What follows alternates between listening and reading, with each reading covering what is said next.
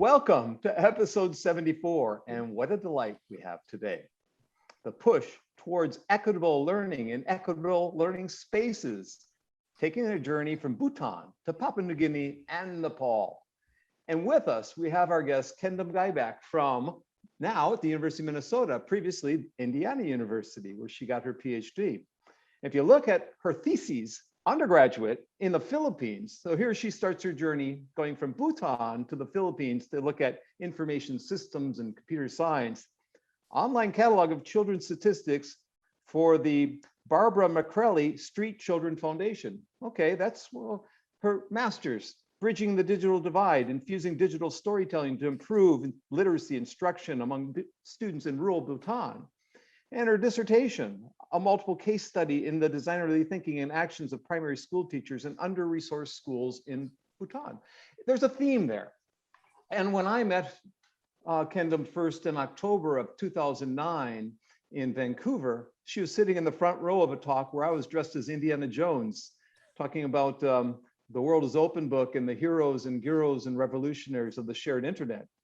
And she came up to me and she says, well, I want to study at Indiana if you can dress as Indiana Jones and all that. Well, I want to come for my PhD. And so she did, but she didn't get, I didn't take her on any wild adventures or tours, but she goes on her own wild adventures and tours. And she'll be talking about some of those great projects that she's done to make an impact around the world and why she's, what's her purpose or goal or volition or her passions. All that will come out in the following slides that she'll be sharing with us. And then we'll follow up with some questions. If you're watching in the chat in YouTube, please post some questions for Young to post to us, because Kendam would love to hear from all of you. So Kendam, would you like to take over at this point? Sure. Thank you so much for that wonderful introduction. I can't believe we've known each other for so long, and it's such a pleasure and a privilege to be on your show. Today I'll just be taking you on a journey on in all these different countries. I've done some design research work, and before I start, let me just see if my slides are functioning. All right. So let me just start by situating my positionality as a design researcher and a practitioner. I think Kurt has gathered the ethos of my scholarship. And so my work is really informed by an intersection of ideas from design theory, education, diffusion of innovations, critical theory. And I really applied within the framework of how I approach design and design research with the intention to bring positive change to marginalized communities in the developing world. So let's begin in Bhutan. It's my home country. I'm from Bhutan. It's a tiny kingdom that's nestled up in the Himalayas, right below China, above Tibet. Right below China, above India. It opened itself to the world in the 60s. It's still a developing country, and just interesting stuff about Bhutan. It's the only carbon negative country in the world. And we measure our development by the gross national happiness instead of the gross domestic product. So we can talk about that later too. So to give you a bit of a context about Bhutan and the work that I do, about 80% of the people still live in rural areas. And because of the geographic terrain, it's very difficult for people to have access to healthcare. And even the education quality in the rural schools is amiss in terms of having qualified trained teachers to go to these schools. We do have 3 systems of education. So the monastic form of education has always been there since 747 AD.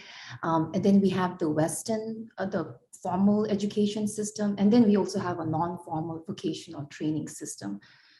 Bhutan still has a huge shortage of teachers, like I mentioned, especially in going to these remote schools. And that's mainly where I have been embedded in terms of my research.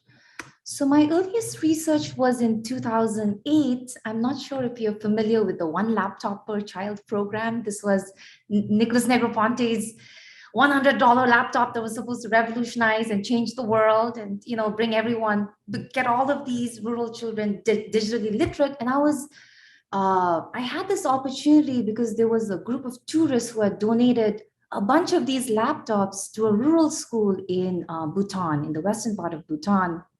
But then these laptops were just lying around because this village had no electricity, so there was no way to power the laptops.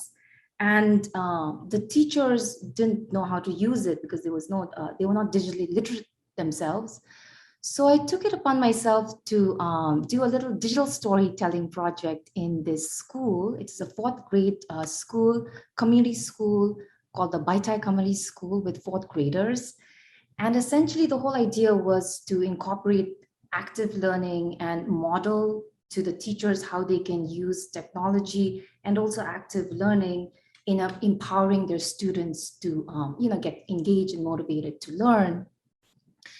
So I spent about a month in this area where we were working with the teachers, the principals, and then these children participated in the project where we were using the sugar. There was a lot of challenges because I had to learn how to use the sugar software. And because there was no electricity, I had to have the laptops charged by a generator. And so there was a number of technical issues, but I think overall what I learned from this first project was it was still an empowering activity for these children.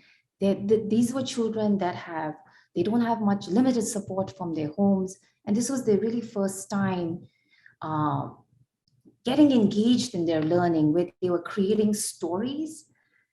So after this project, this was my master's thesis. And some of the earliest thing that I learned was the focus of, at this time, there was a lot of focus on just the tools, instead of the competency building of the teachers, or even thinking about the pedagogy that we use. And it was still new and a lot of focus was still on the tools. And I really wanted to take a backstep approach and think about what are the roles of these teachers, and how can we build capacity for these teachers in these spaces? So if it's the sugar laptop is no more, but if there's any other new technology, they're able to competently, sustainably, because what the question that always came up to my mind is, what happens when people like us leave? When we leave these places, what happens, right? So I went back to Bhutan again, and this is during my dissertation study, and I really wanted to focus on what are teachers doing where they are still able to creatively engage their students in highly under-resourced classrooms. And what I found was so amazing is it involved a lot of cognitive empathy, a lot of care that we talk about, right, as teachers.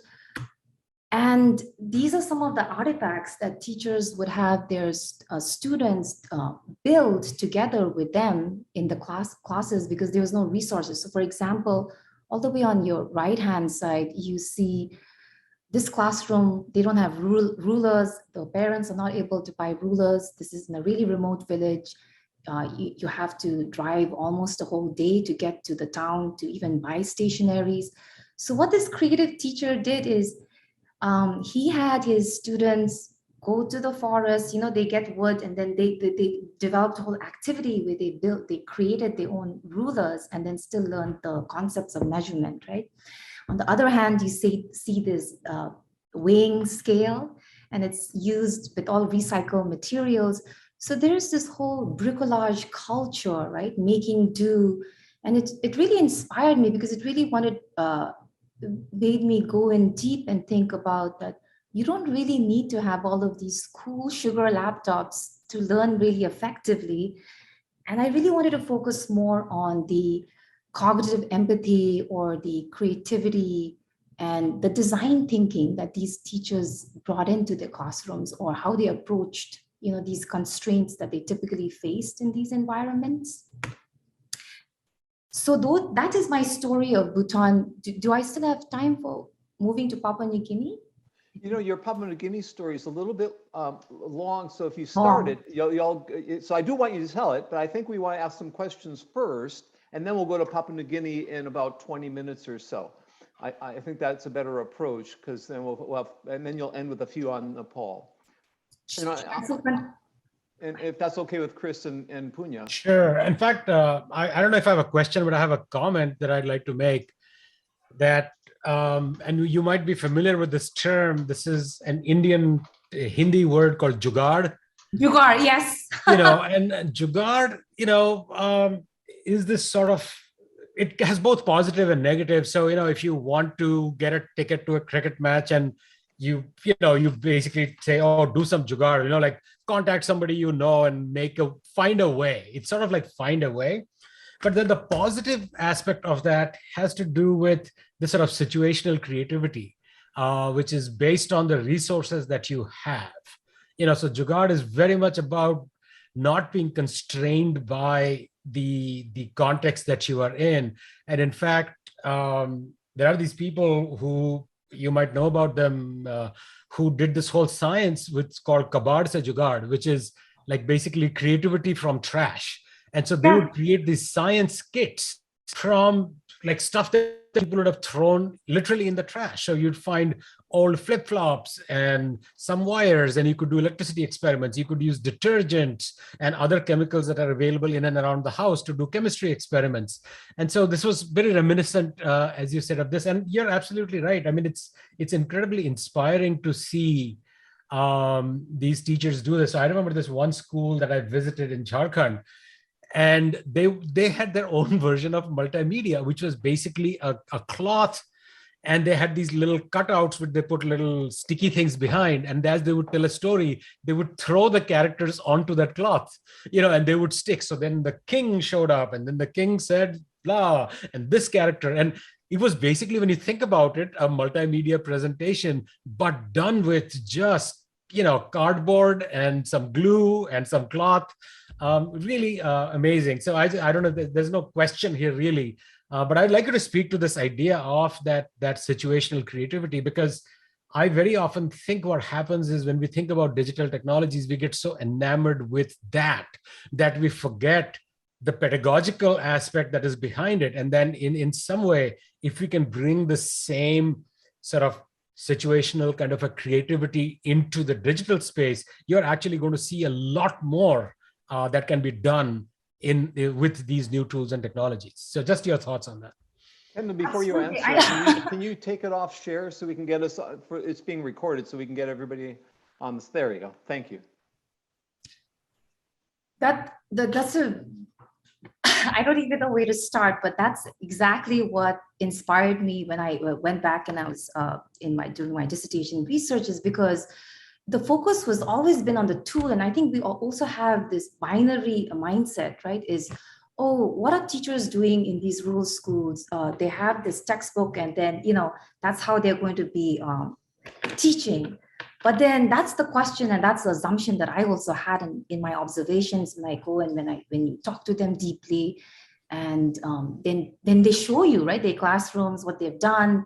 And then as a designer also, it's also like, these constraints actually push teachers to make, it's a decisive constraint, right? So the constraint is actually changed from a negative connotation more to a positive connotation, because in fact, I think it pushes them to be more creative, makes them think outside of the box.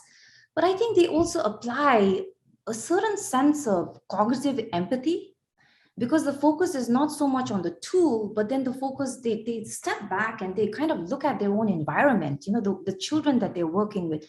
And I think that is, I don't know, like what to put my mind in, right? But like what to say, but I think it's,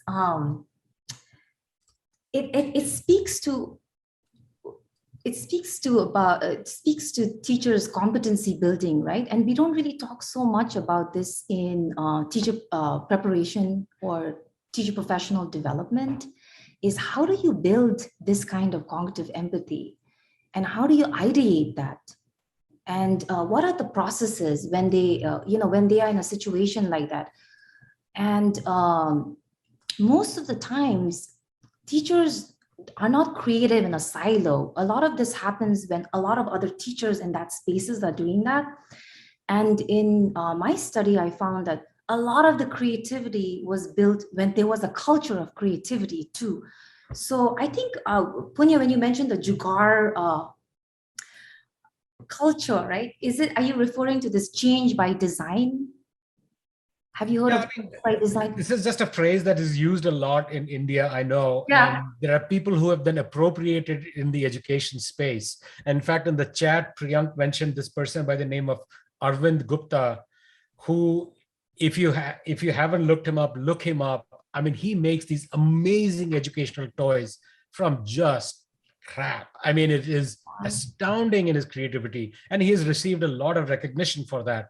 But anyway, that was just a theme that connected with me. So, like I said, there was not really a question there as much as wanted to share the stories that I had, and also sort of point to that and the exactly the point you made, which is you don't see those constraints as being negative, but you rather see them as opportunities. And Yes. that's, I think, the mind shift that happens, whether or not they're going through a quote unquote design process. I don't know, right? I mean, but humans are creative. I mean, we find ways, and I think it's creating that culture or making that allowance that, yeah, you are free to do this, really allows for that. Can you spell that, Arvind Gupta? Arvindgupta. Priyank just reminded me of him. I was thinking of him, but I'd lost his name. That's on the chat. Priyank is from India, so he's following the chat on YouTube. Okay. Yeah, we have various people asking questions in the chat. Chris wanted to ask a question. You want to jump in, Chris? Yeah, I'd like to build on what Punya was talking about, but bring in the storytelling. So I imagine that if I somehow were asked to come to this remote village and work with the teachers and children and help them, starting with storytelling would be terrific for a couple reasons. First, I don't know the culture. In fact, even if somebody in the capital of Bhutan told me, well, this is what the culture is, a village that remote probably has a microculture that people outside the village don't even know. And the quickest way to learn about a culture is storytelling, because that reveals many things and people don't feel interrogated about what their culture is. But another piece of it is not just that then I can make the curriculum culturally relevant because I'm building on the ways that people in the village view the world. I also need to make it culturally desirable. I mean, I don't want to come in and say, hey, kids, stick with technology, and someday you can be a systems support person for a big tech company. Well, maybe that's not what they want, right? Maybe that's not the future that this village sees for its children and for its evolution. But I don't know what it is. And stories, especially if you say tell a story about a happy story, that can help. So my instinct is that this is beyond just the ways that we use storytelling when we completely understand the culture and we just want the kids to enjoy stories because they're powerful ways of learning. This is actually, I think, diagnostic, and I'd love to hear whether you would agree with that and how you might use it. So I picked the activity of storytelling because, like you mentioned, Chris, in this village, storytelling is a big part of their culture, and it's a big part even in growing up in Bhutan. When we have dinners, when we all sit on the floor, around the floor, and usually at the end of the night, you listen to your grandparents tell you a story, or about the village. And this is a very common practice in that village. Another thing is, in that village, what's very popular is the black-necked cranes. They come and they come all the way from Siberia, and they come for a while, and then they do a dance there. So the story of the black-necked crane dance was very popular among the children. So when I got there, I was listening to the children telling me about the story, and I was like, I think that'd be a great idea to infuse that as an activity while they learn the tool, with the play around with the sugar software. So that was kind of like a click and bait for me. It's kind of like to get them interested, to get them hooked into the activity. But it was very empowering because I think for them, because they knew the story of the digital story that they actually created was the story of the black-necked cranes. So because the story was very dear to them, it was about their homes. There was also certain agency in how they wanted to tell the story. And I think it was very empowering because prior to doing this activity, I observed these students in just the classroom of how they were engaging, and then how they again engage in this very active learning space. And there was a shift, how with how even the shy children, like getting shy children to participate, or even the girls who would never want to play on the laptop, they eventually they started getting a little bit more confident about that they wanted to be the storyteller. So everyone felt like they were contributing something to this project. And I that Anything else on that, Chris? So, we should probably reflect again back on your journey. And I really didn't do justice to it because I only mentioned a couple countries, but you've worked in at least one more because you were down in Texas oh yes, I was in Texas too. for your master's degree at El Paso. El Paso actually has a connection with Bhutan. They have a lot of Bhutanese students. There's a connection between Bhutan and Texas El Paso, which was interesting for me to find out. And Chris will like this. After she got her degree at Indiana, she went to La Crosse and worked at UW La Crosse for a few years before going up to Minneapolis at the University of Minnesota. So you've worked in so many different places. And you're still so young. And over the past, I met you 12 years ago, but really this journey started about 15 years ago. And you mentioned that part of this journey woke you up to the needs to understand teachers' design rationale or design thinking and their professional development and so forth. What other things, what are principles or areas that are important to investigate have you have captured your interest along this 10 to 15 year journey? What's this journey been like? You've seen a lot of different places, more even than any of us, because you sat down with people for months at a time. We go for a day or two. You sit and go to the village in Papua New Guinea or in Nepal or in Bhutan. I mean, my hat's off to you for really spending time with some, what I would consider somewhat dangerous places in some regards, and they were. They'll talk about that next. You want to comment on any of that? If I didn't know if I asked a you question. asked me a lot of it was more like a statement. What's the question? So, what can people learn from your journey? Thanks for calling him out. Oh, what can I learn from my journey? What can others learn from your journey? I think I'm still learning. I think there's a lot to reflect on. I think earlier, like I mentioned, in my early days as a researcher, even as a designer, I think the focus was so much on the tool or the end products. Right. And now I think I'm taking a more backseat approach, and kind of like even Chris mentioned, it's like, going back, understanding what are the value orientations of people in these communities, how can we foreground that? And if we want to think about bringing change, positive change into these communities, we have to amplify their voices, right? The people in these communities. And I think now that's the space that I'm also in with the nonprofit work that I do, even in Nepal, is how can we actively engage everyone as designers, right? We don't all have to have a fancy design process, right? There's no such thing, but absolutely, it's how can we engage everyone as designers, because a design is an intention to change the world, right? And if we are able to do that, we can make a lot of impact in parts of the world that needs. Before we go to the second set of, thank you very much. Before we go to the second set of slides, Priyank says, I just wonder how you fit this in this culture of race and outcomes in terms of marks and grades. For instance, these Juga, I can't pronounce that, are limited to initial grades mostly.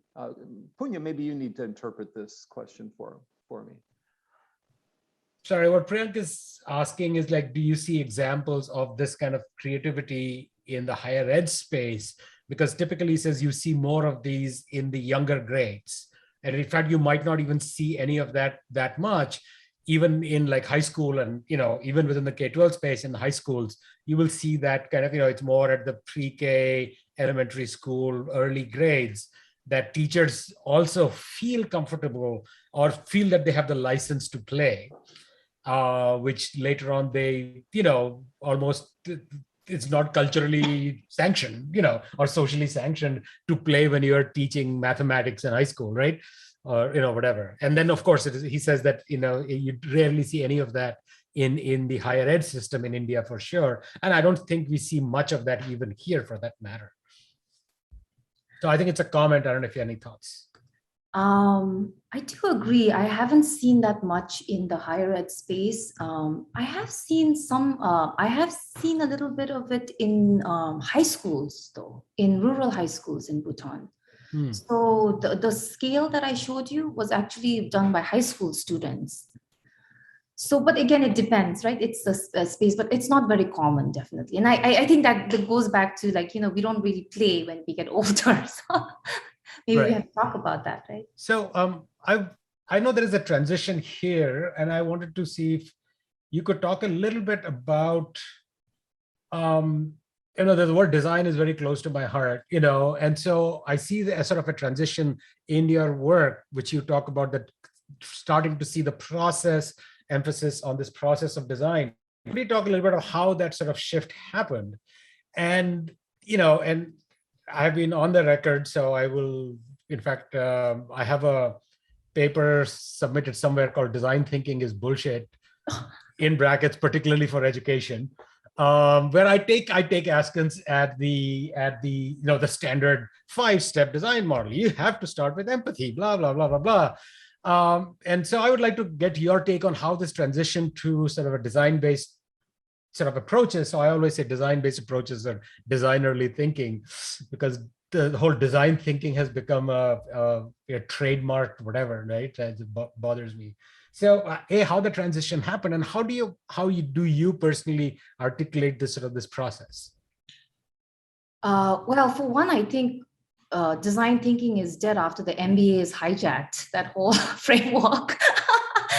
But I do fit more in the space of designerly thinking, and to speak more of that, I would position myself with the framework is design is messy, right? So in all of these environments, there is no ADDIE model to do this design, right? There is no one size fit. There is no model. You go in with a bag of tricks. You go in with a bag of tools. But with all of these bag of tools, with all of these models, it doesn't matter if the people are not engaged, and the people in these communities are not engaged. The people that you're designing these products or designing these learning experiences for are not fully motivated to be part of that, right? So before we even do design, we have to empathy has, I think empathy is not a designerly way of approach. I think it's just a humane way of listening. So we'll have to take back that empathy, right? And I think teachers are highly empathic people, because especially these rural teachers that I've worked with, and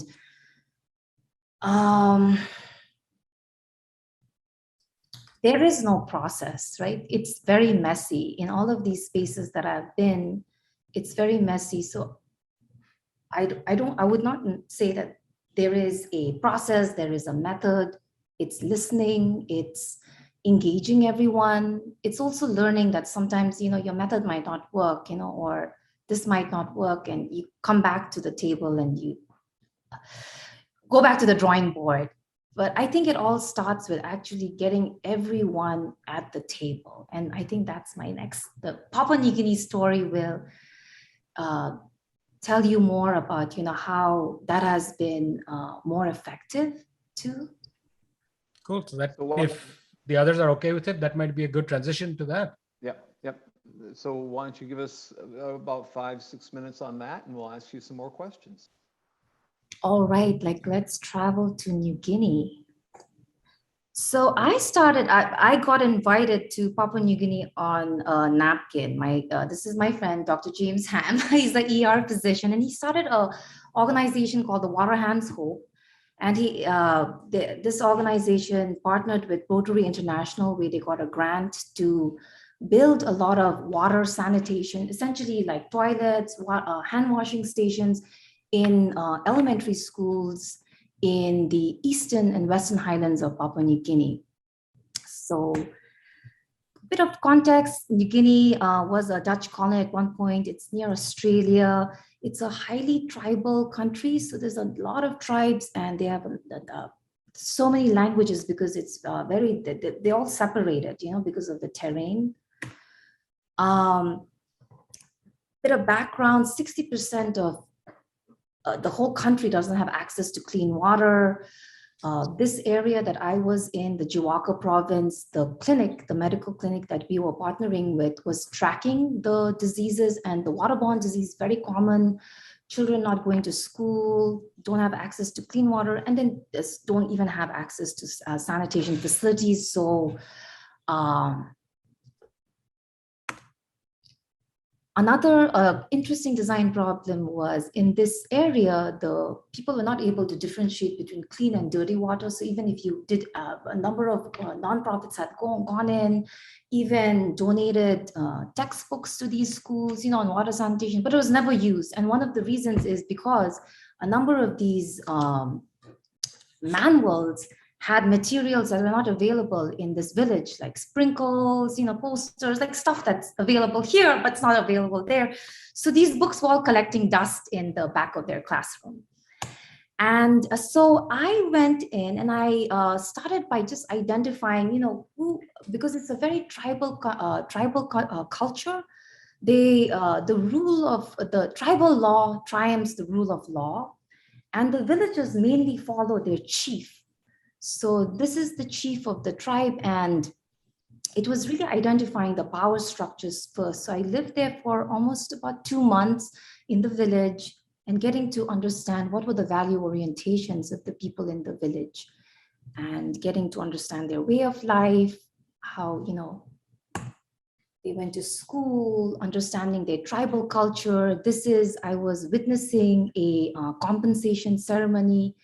One of the boys was in an accident from another tribe, and to compensate the other tribe, they had to have a huge meeting where like about 15 pigs, there was a snake, crocodiles were then given to the other tribe.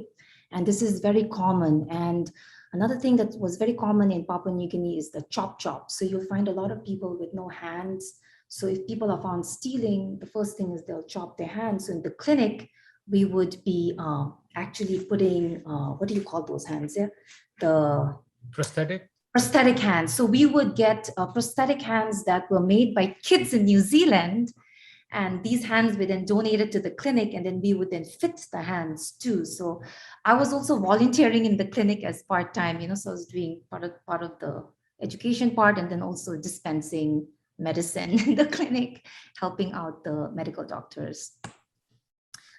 So I also wanted to observe, like, what was their practice, right? Because if we think about, so now here, the technology is more about, it's moved, so it's like moved from digital technologies, the infrastructure of like, what is the wash infrastructure, right? So wash infrastructure is like these tippy taps, these, hand washing stations, or even this pit latrine that was, so this pit latrine is when you poop here, then it gets turned into manure. So then they're able to sustainably get rid of their feces.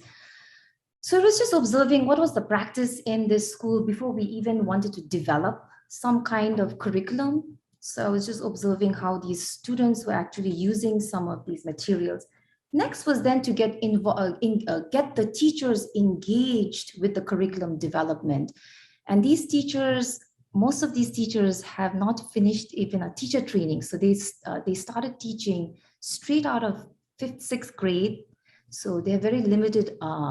They have no experience with designing curriculum, writing lessons. And mainly there, when I was observing their practice, it was a sage on the stage, just rote and drill memorization where they would just, deliver out of the textbook. So it was really kind of like re-engaging them as teachers, introducing them to active learning and, some pedagogy. So we did a 2-week design workshop with the teachers, engaging them with these different types of activities. And in the process, they also started writing the curriculum. So we decided on putting together a teacher's resource manual.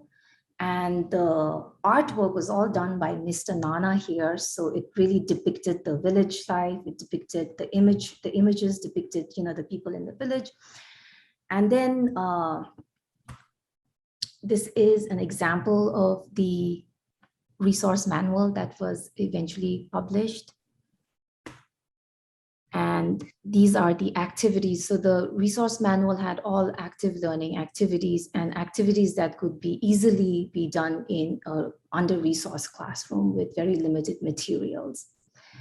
And so the last part was delivering these books to these schools and also doing some of the activities from the book.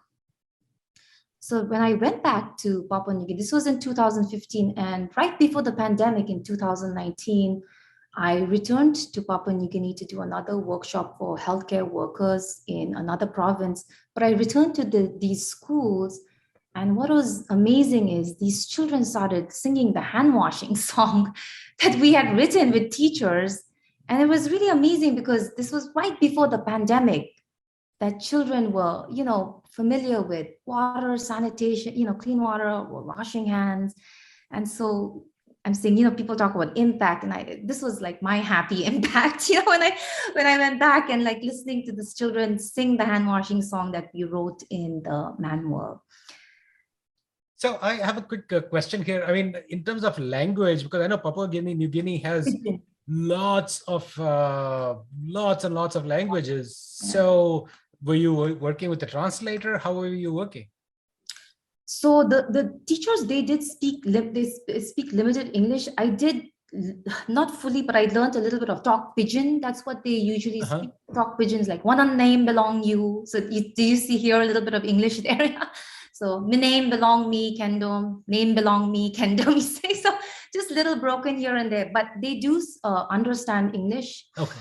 Because they were, I think it was also an Australian colony at one point too. So yeah, Jared Diamond did it. Yes, he's done a lot of work in Papua. That's how I know about Papua New Guinea, is through his writing. But we did infuse a lot of Pidgin in the teacher's resource manual. So then the teachers felt comfortable because earlier their textbooks were fully in English, and then sometimes it was difficult for them even to read through it. So I wanted to make it more like, this is your book, and like you put it in your language. And so that's how it was. It had a mix of English and Pidgin, Tok Pidgin. Kendom, you have a couple more slides left, but I think I'll have you stop sharing for a second so we can get a couple questions in before you show us Nepal and maybe the end of PNG. But my question, simple one, is your task, your goal was that curriculum guide. That was the ultimate. That was the reason that you were brought in, or you were asked to join It was Dr. Hand? Dr. James Ham. Ham, H-A-M? Okay. And so he brought you in there to help with that, but you also helped, and that was part of the Clean Hands and Water or Sanitation Curriculum Guide. And that was for just a province or for the entire country, or what? It was the education ministry was also involved. So that way it was like they were able to then produce these manuals and distribute it to even other schools. But it was also then to get the teachers and all engaged. Because without the so you need to also have some mandate, right? So for the teachers to get engaged. So it was for a province in the Jiwaka, Eastern Highlands province. So is Dr. Ham using those curriculum guides that you developed to recruit more teachers to come from the US or other places to come to Papua New Guinea? Is that what's Yes, so now this manual we've been it's printed so many times, and every time we do a mission, we go back, we use this manuals. This manual has also been a basis for the work that we are doing in Nepal, but now it's in more Nepalese, so it's more within the Nepalese kind of embedded more within their own culture. But it has become like a playbook of sorts. So we do print it every year when we go to medical missions. So a number of volunteers always use that book too. So even outside the schools, even in the communities, when they go and do these health community talks, they use these manuals because the resources are so readily available.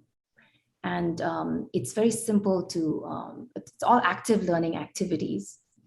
So my last question, we'll jump to Chris next. Do you get support? Does the University of Minnesota say, Ken, you can go take off for a month and go, or lacrosse, does you do lacrosse? Hey, it's okay to leave us for a month or two and head off to Papua New Guinea. It's okay. You get some PR out of it, or they might look at it as their humanitarian part of the university mission.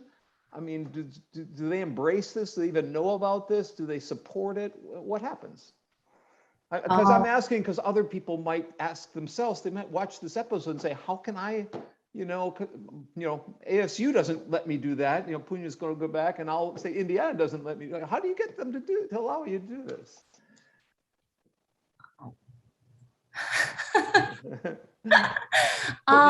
Well, this work was done before the pandemic, and I took the job at the U during the pandemic. So all of this was before the U, but I still am engaged. I haven't gone back. I don't have an answer for here because maybe next year we are planning another trip, but I think everyone will be okay. It's impactful. See, you are. You're going to have to come up with some stories. So far, no one is complaining. So. Sounds like a good job. Chris, you want to jump in here? Yeah, I want to note a cross-cutting theme that has run through the description so far, that started when we talked about, well, there weren't rulers, so the teacher was creative and found a way to make rulers a lesson, and then you have the resource. There weren't scales. So again, creativity, make it a learning activity, and then you have scales. And in your latest description, even the water, is questionable, and the culture doesn't really understand about water, but you come in and give people ownership and help them develop knowledge about water. And one of the things that we've talked about in Silver Lining for Learning across episodes is the importance of dispositions, that people can have the same knowledge and skills, but you put them in a classroom with no rulers, no scales, and no running water, and some people just freeze. I mean, they don't know what to do, and other people say, "Wow, I can be really creative, and we can invent a learning community that transforms the curriculum in a way that wouldn't be possible if we had all this other stuff and there was a command and control system monitoring everything that happens in the school." So I'm wondering, do the teacher training programs, both in the developed world and in the global South, do they recognize the importance of dispositions? I mean, is that really a part of it? Or is it more just kind of, here's your classroom, here's all this stuff in it, which probably is not there when you go into a rural area, and here's how you use it? I'm curious as to whether you would agree with this hypothesis about dispositions, which the pandemic, if anything, has underlined, and also about how that might infuse teacher training or teacher capacity building.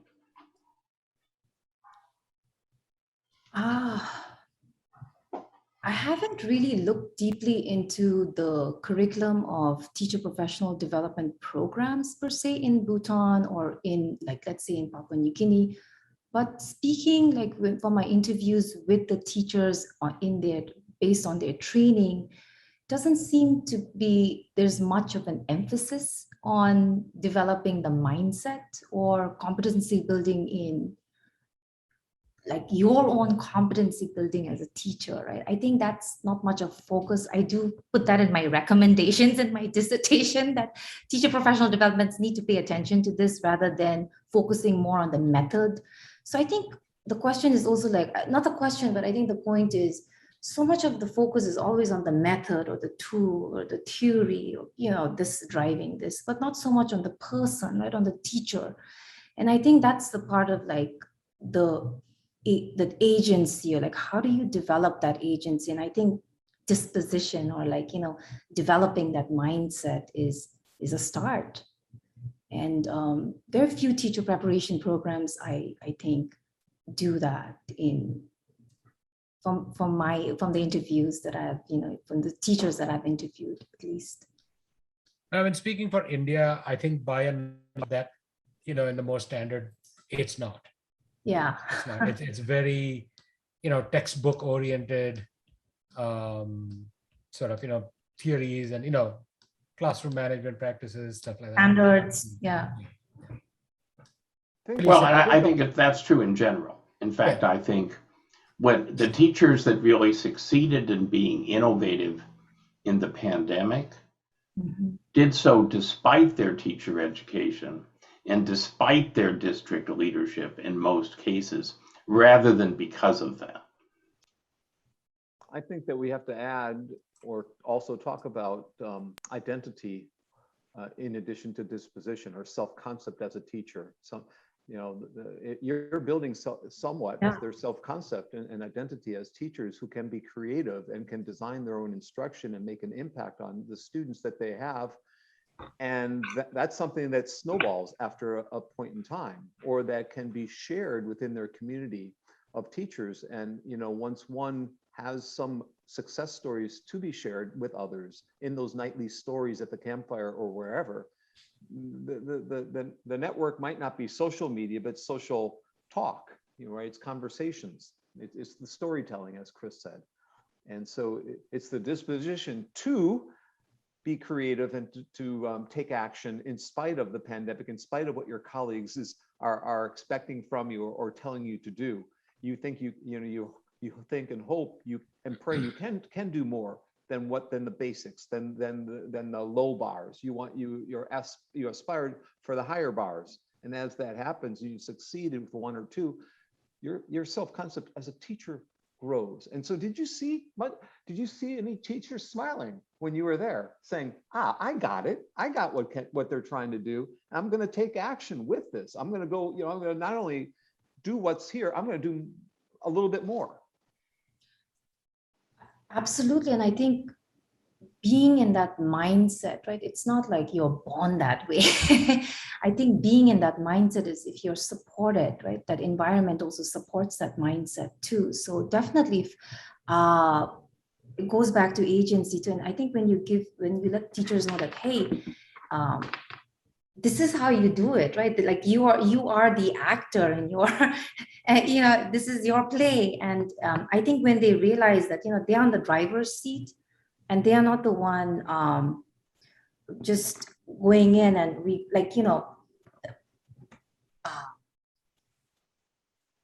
lecturing out from a textbook, they see the shift too. And they recognize the shift because they see they see how engaged their students are too. So it's almost like a symphony, you know. It's not like the disposition happens just as a teacher in a silo, but I think it's all of these moving parts together. Sounds like you could need to create a model next, and then but you have I told you I hate models. I know. What's wrong with you? So I realize you have 2 or 3 minutes of slides. We had 10 minutes left. You want to share a couple of things on Nepal and finish your last slide, I think, on Papua New Guinea, maybe.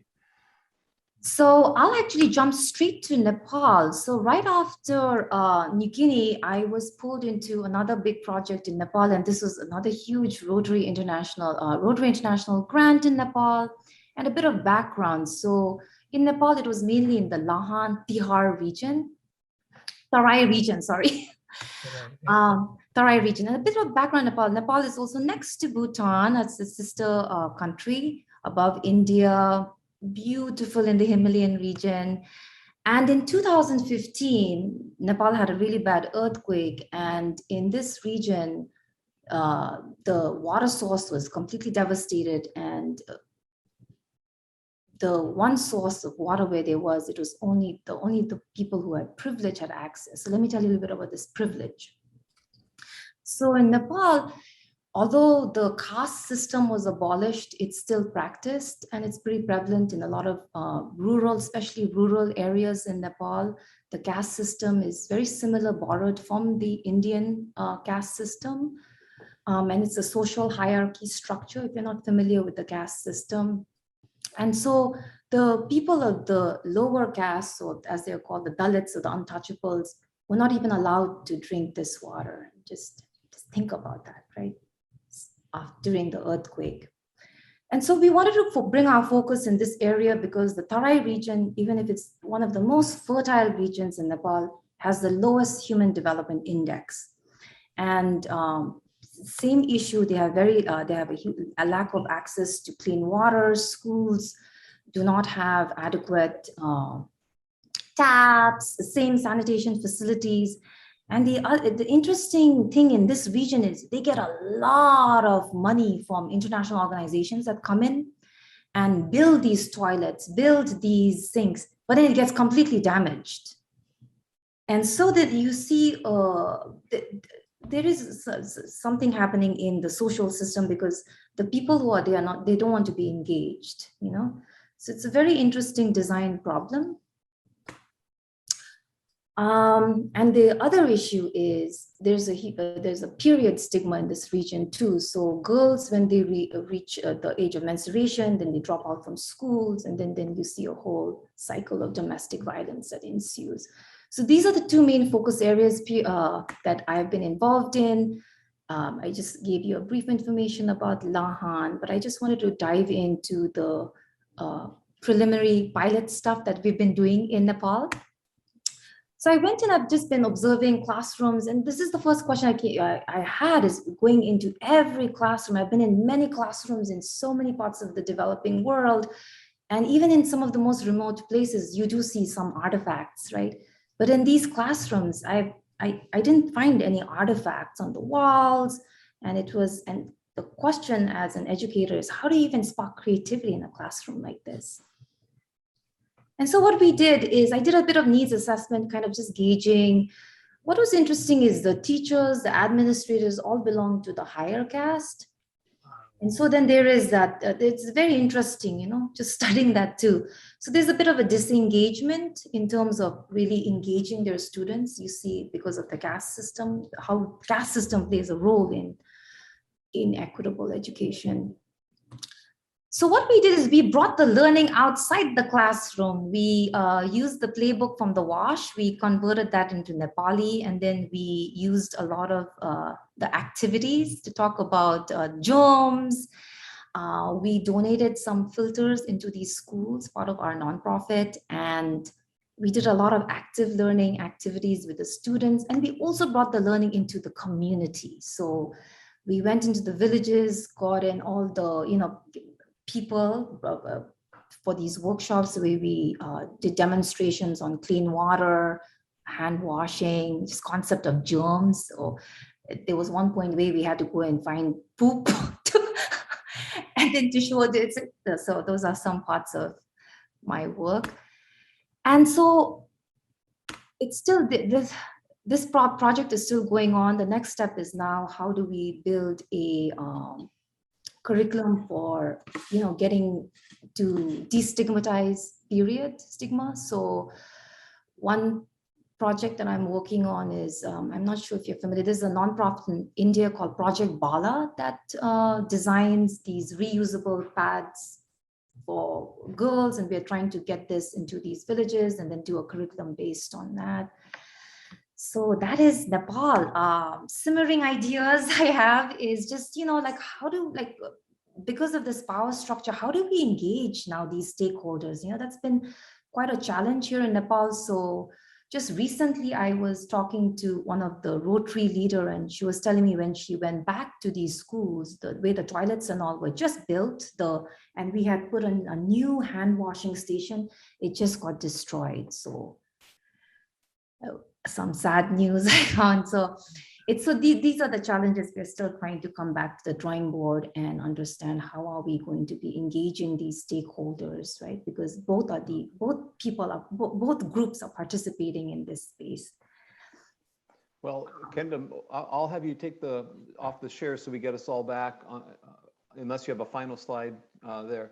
And we've got a couple minutes left. I think Punya wants to jump in with a question, but not a question as much as that, particularly in the caste system, you're dealing with such an entrenched and often internalized by the Dalits themselves. So the task there is, in terms of social engineering, the insidious and brilliant idea is the caste system, because it basically tells you, do a good job where you are. That's your place in life, and you will get a better place next life. Smartest social engineering move ever, right? And it's really hard, and the places where I think that it has been even remotely successful, it has been through empowering the Dalits. You are never going to get the upper caste to let go. They have too much to lose and too much fear there. So it has to be sort of grassroots acknowledging that this is what we want to do,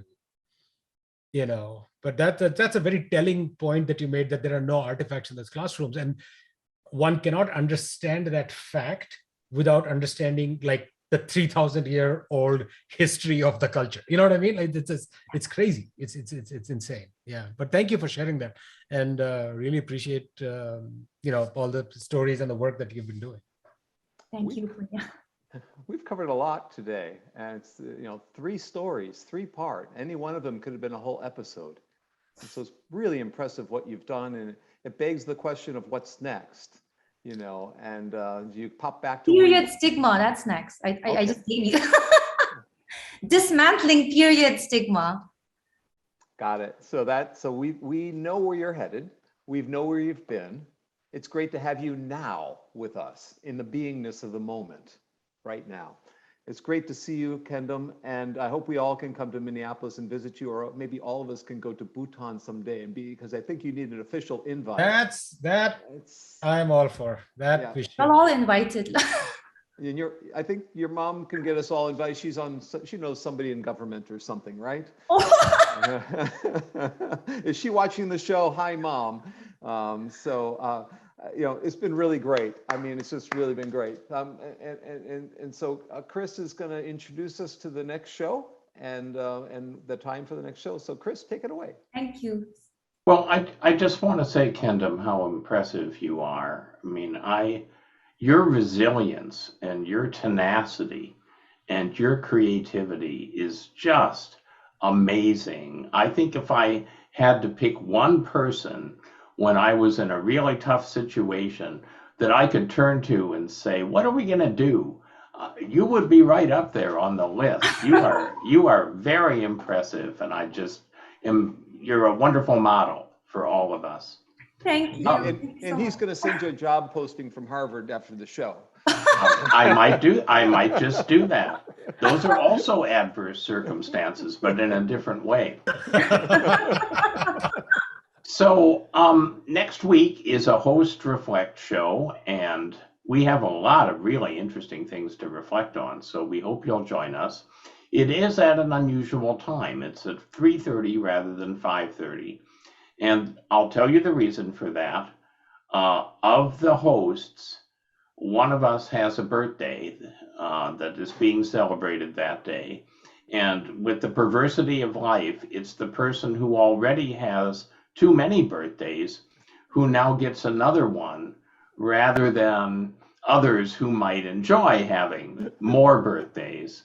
But we will have a wonderful reflection at 3:30 next week.